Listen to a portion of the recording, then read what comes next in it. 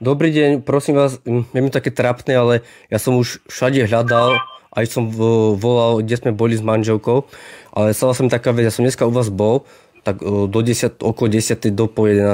som tankoval u vás na stojane číslo 2. No a vec je taká, že ja keď som dotankoval, tak som išiel po peniaze ku mojej manželke z jaskyni a ako otvorila dvere, tak jej tam asi vypadol vibrátor. Či ho neviete tam, či ste nejaký nenašli tam vibrátor nejaký.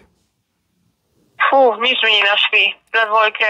Žiadny vibrátor, nič také? A mohli by ste sa ešte opýtať teraz kolegyň, lebo fakt to je obľúbený a viete, on nám mal...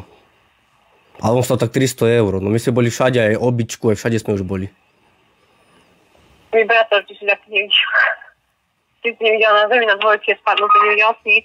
Na dvojke to bolo, na dvojke, okolo medzi 10 po 11.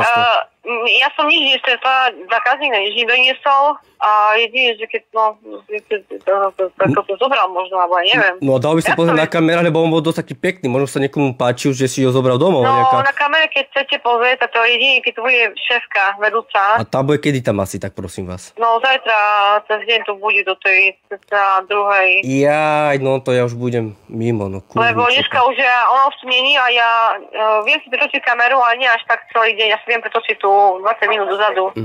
A náhodou, a nejaké, alebo do koša nehodil ho niekto, bo ja neviem, fakt, ona sa so mnou rozísť kvôli tomu rozviesť.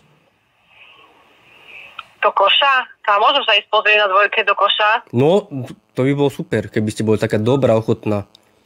Fakt. No, poďme sa pozrieť. Dobre. A to má on nejakú farbu, alebo? No, on bol taký prírodná farba, také kapučino, no. Taký 23 cm.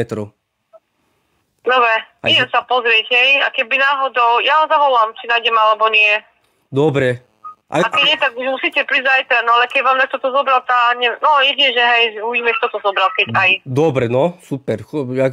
Ja by ste boli tak dobre, bo fakt... A vy chcete niekde zajtra preč už? Áno, my sme tu len tak, akože taký menší výlet, my zajtra už ideme späť. My sme tu od Banskej Bystrice. Že okolo 10. po 11. pán hovorí.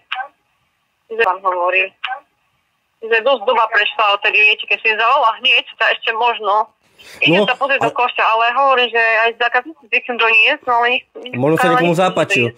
No, viete, no často. No, jedine. Tak. A nech sa s tým pojebe do našho, ak tam nebude. Čože? Nech sa s tým niekto pojebe, keď ho našiel a nevrátil. A ja budem mu za 300 € kúpovať nejakého Robertka. Toto je nehorázne.